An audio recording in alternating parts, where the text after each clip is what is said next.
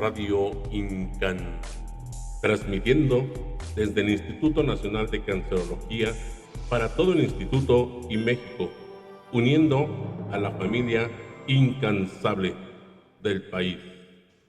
Hola, ¿qué tal familia incansable? ¿Cómo están? Bienvenidos a un podcast más de esto que es Hablemos del INCAN, Hablemos Bien.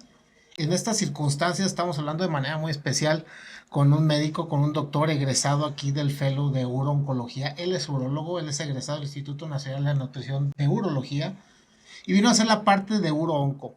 Contentos y muy solidarios con su felicidad del doctor porque pues obviamente fue galardonado con la mejor tesis de posgrado de la Universidad Nacional Autónoma de México. Él está egresando del Fellow de Uroonco, pues sin más ni menos es el doctor Alejandro Fuentes Méndez, quien vino a presentarnos un poquito de su trabajo que fue premiado como mejor tesis, que es el modelo de predicción clínico radiómico por la histología de masas residuales posterior a la quimioterapia en las linfadenectomías retroperitoneales de los pacientes con tumores germinales seminomatosos.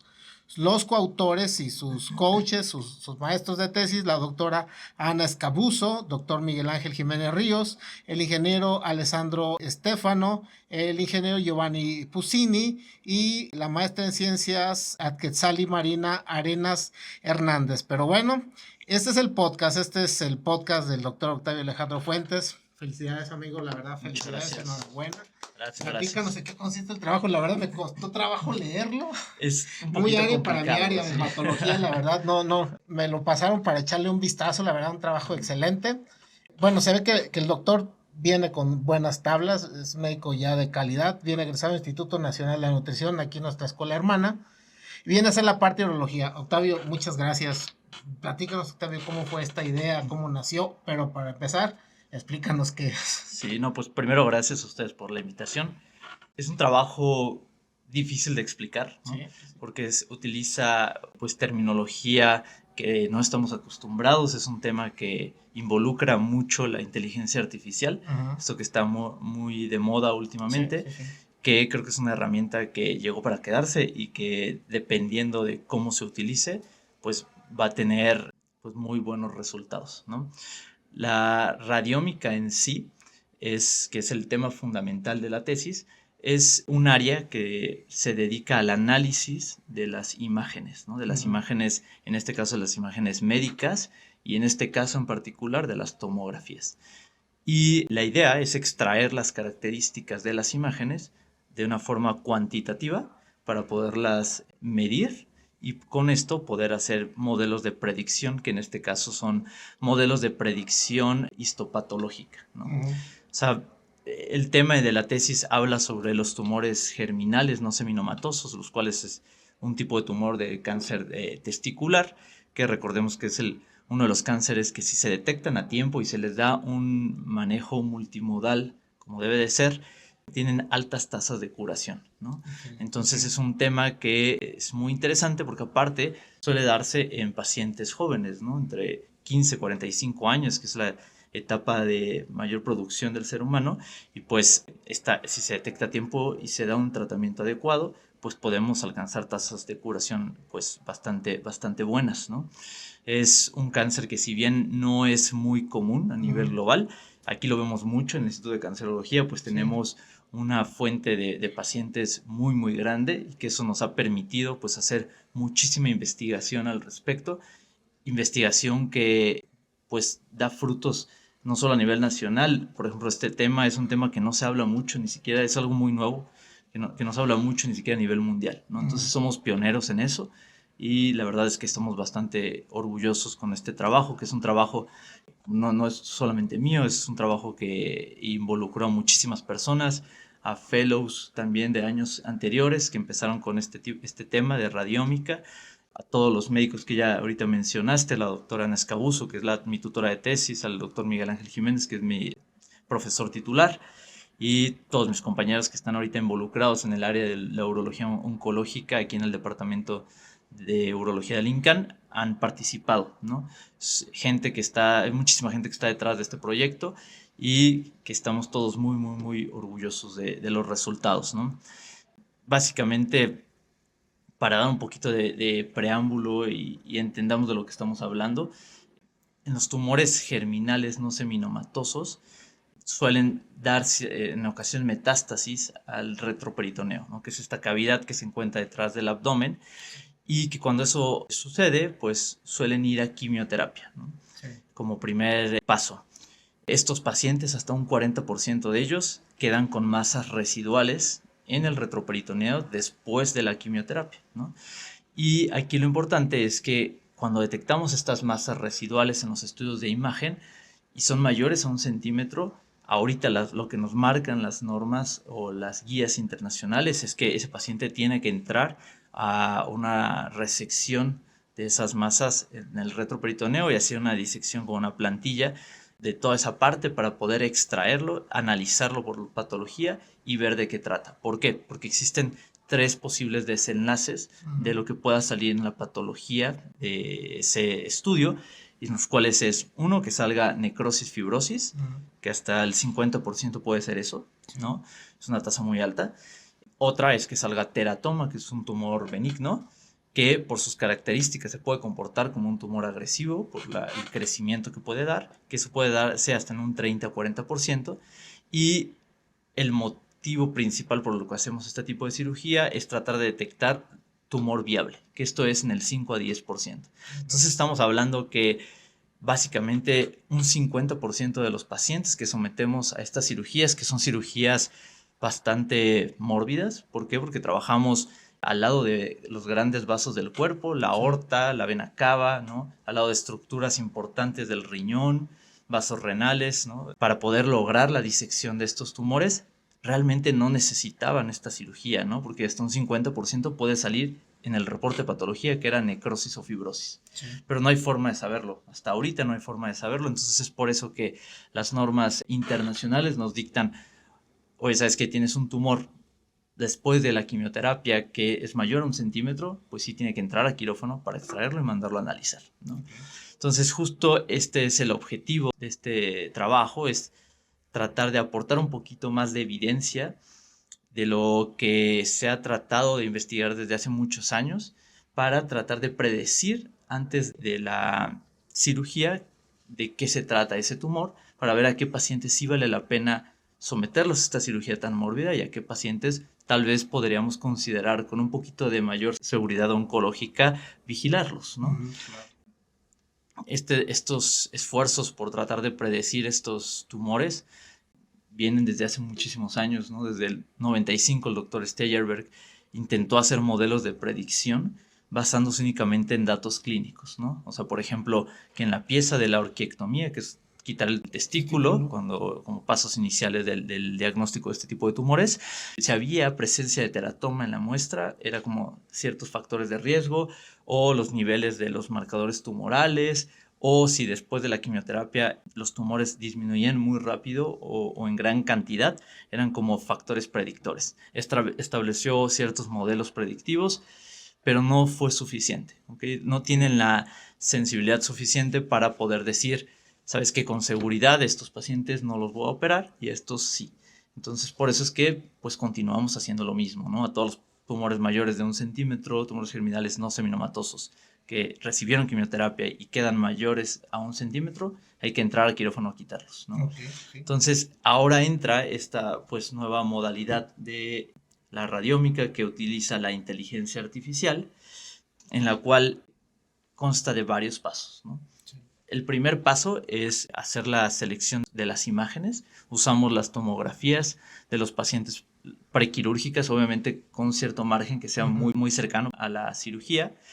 Y el primer paso, en conjunto con una ingeniera biomédica y un urólogo ya experimentado y que sepa muy bien pues, leer tomografías, ¿no? Y sepa muy bien qué es lo que hay que buscar.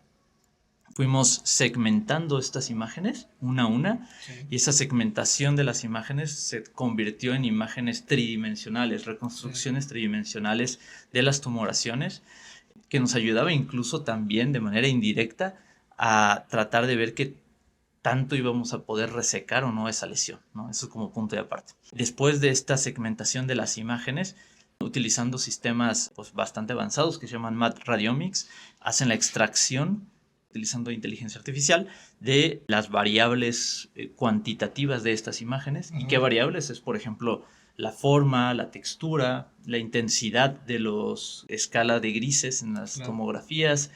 Eso pues desarrolla como todo el fenotipo del tumor y el microambiente del tumor también, ¿no? Nos da ciertas características que en nuestro trabajo extrajimos 110 características radiómicas, que fueron las que obtuvieron un mayor puntaje de predicción, y de ahí pasa a otro modelo, ¿no?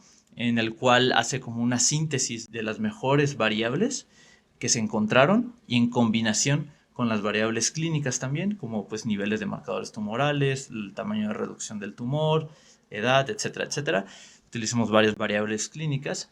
Se hace una síntesis, una condensación para crear un modelo predictivo, para con esto compararlo al final con la histología final, porque el paciente finalmente pues sí los operamos, y comparamos qué tanto valor predictivo realmente tiene nuestro modelo con la patología final, ¿no? Lo que el patólogo nos decía que era, ¿no? Si era necrosis, si era tumor viable o si era teratoma. Y la verdad es que nos llevamos una sorpresa muy grata, porque los resultados fueron excelentes. Las tasas de predicción fueron altísimas, alcanzando predicciones globales de arriba del 96%, comparándolo con la patología, con un área bajo la curva de 0.94, ¿no? Que fueron muy, muy buenos. Son métodos estadísticos lo que estoy hablando y son datos muy, muy buenos, ¿no? De gran predicción. Entonces, básicamente, de eso trata la tesis. Realmente me deja sorprendido porque ¿cómo lo voy a poner yo ahorita? ¿Cómo lo voy a poner en la mesa para los que no son médicos? Nos escuchan muchos médicos generales, pero también escuchan un montón de pacientes y familiares.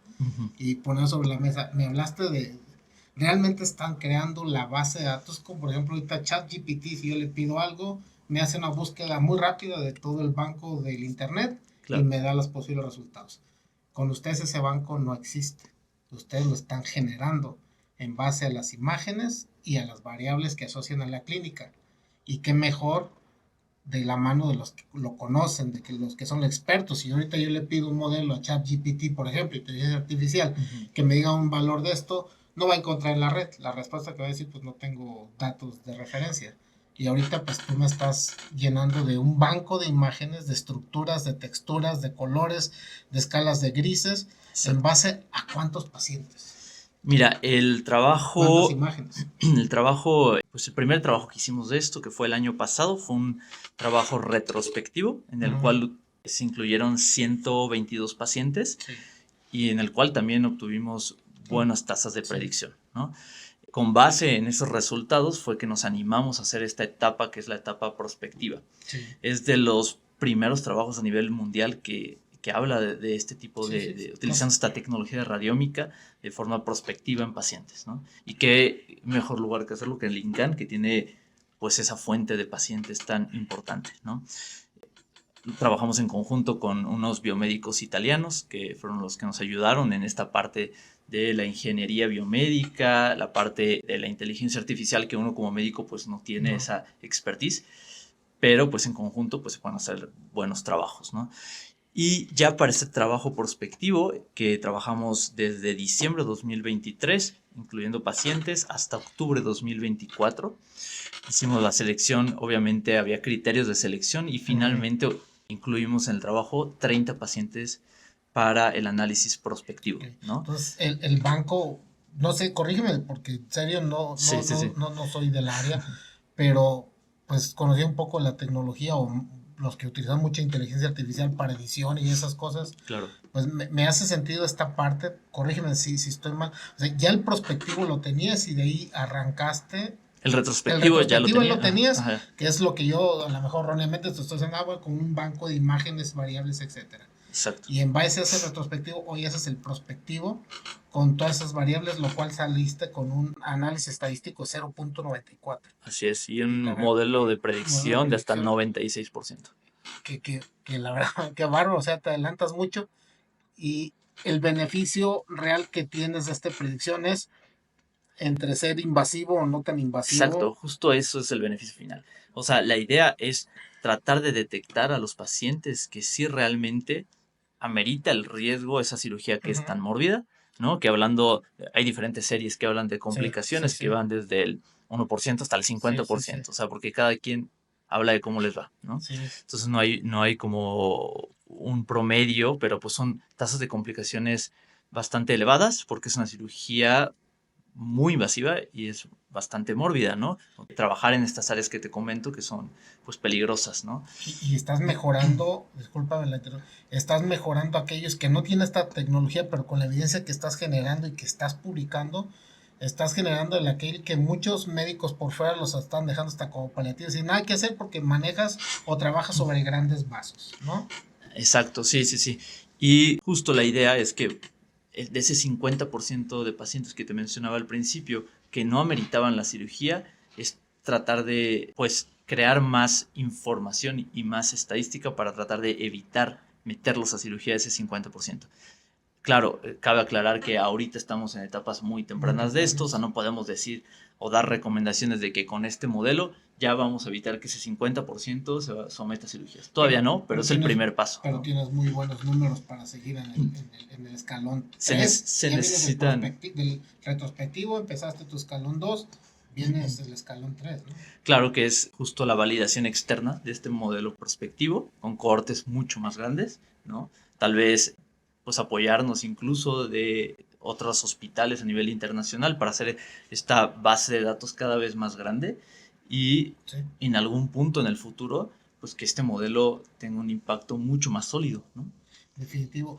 ¿Cuáles son las principales complicaciones que te encontres tú al momento de desarrollar esta parte prospectiva de 30 pacientes? Creo que al principio fue tratar de entender bien toda esta parte de la inteligencia artificial, ¿no? Uno como médico tal vez no está tan familiarizado. Me costó trabajo, o sea, tuve que leer varios artículos en relación a la inteligencia artificial, a la radiómica, qué hay de esto en otros trabajos. Hay otras áreas donde ya han trabajado con radiómica, pero es un área, como es un terreno muy virgen, es un terreno muy nuevo, no hay mucha información. Entonces, entender esta parte fue algo complejo para mí.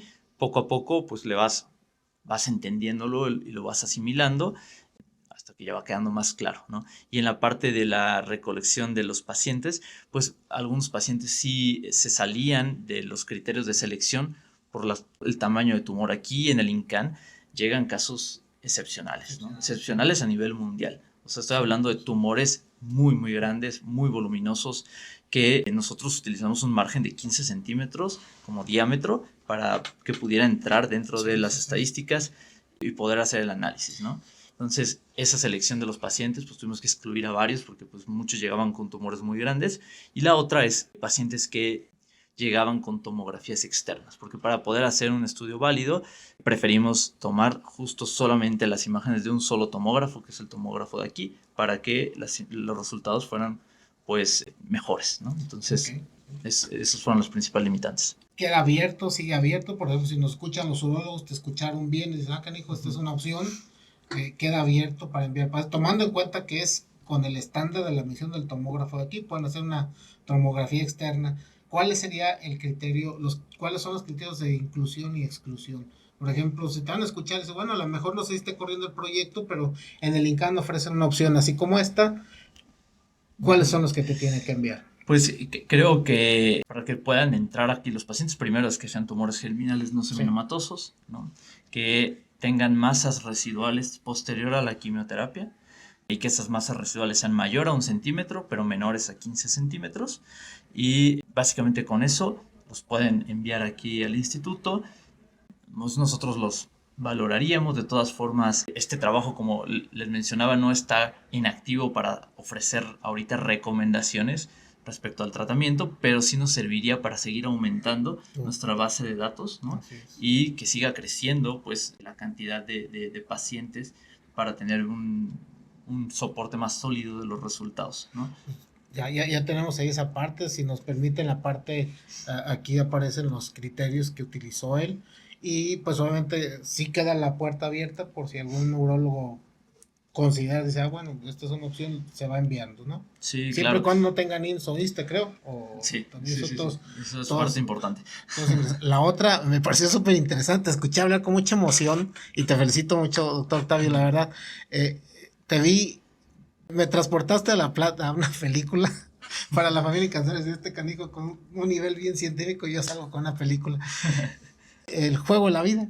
El modelo predictivo, el chico este que agarra las virtudes y desvirtudes de los beisbolistas, es un modelo predictivo y en base a ese modelo predictivo sacó 72 variables y en 72 variables puedes decir, bueno, armó un equipo de béisbol y me narraste, pues eso me mandaste ese. Básicamente lo mismo, ¿no? Lo mismo, ¿no? Pero, o sea, la radiómica.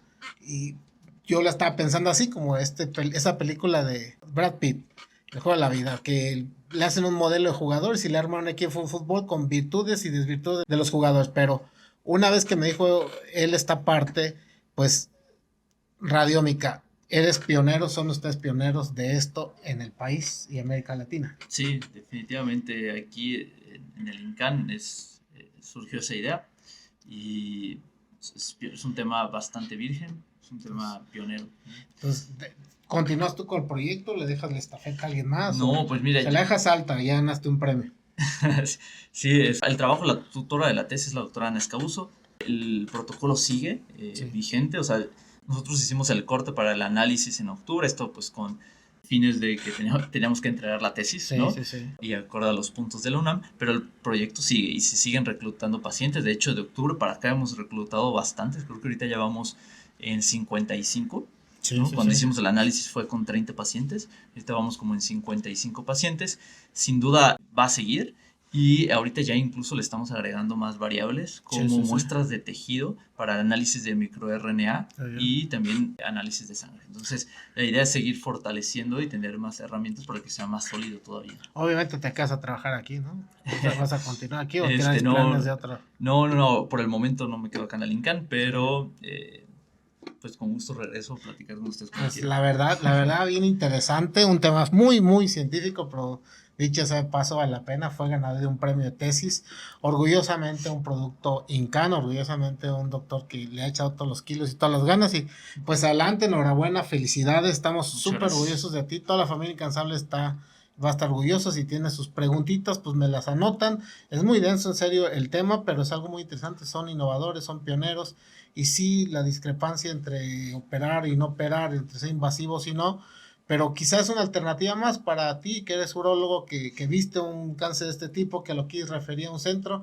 En vez de que digas posiblemente no hay muchas opciones ya, le dimos quimioterapia y no salió, pues está esta opcioncita, que ahorita está en la parte de investigación, falta validar, falta universalizarlo más y obviamente que sea aceptado por toda la comunidad. Por lo pronto, un buen inicio, enhorabuena, doctor. La verdad, felicidades y orgullosos de ti estamos. Muchas gracias. Felicidades. Gracias, Esto es algo que siempre les dejamos a todos los médicos que vienen con nosotros. Es un incansable hecho de un paciente familiar y un paciente sobreviviente de cáncer. Y obviamente, pues es lo que utilizamos como estandarte para hacer tu charla. Tu paciencia, porque la verdad lo hice esperar mucho, me disculpo, y la verdad te agradezco mucho, enhorabuena. No, pues el premio gracias. Es muy merecido. Gracias, Él es el doctor Octavio, la verdad, un producto incansable. Nos vemos a la próxima. Saludos a todos. Esto fue Radio INCAN. No te pierdas el próximo episodio y recuerda seguirnos en nuestras redes sociales, Facebook, YouTube, Spotify, TikTok e Instagram. Hablemos del INCAN en Radio INCAN.